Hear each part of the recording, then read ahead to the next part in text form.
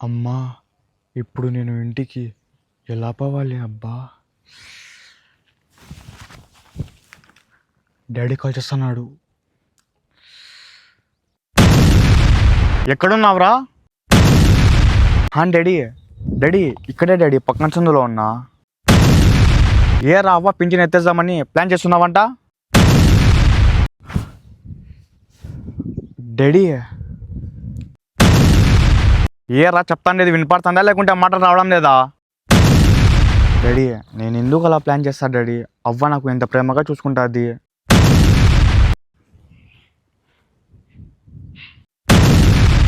నువ్వు ఆఫీస్ పోయిన వెంటనే నాకు డైలీ 500 ఇస్తుంది ఏమైనా కొనుక్కో అని.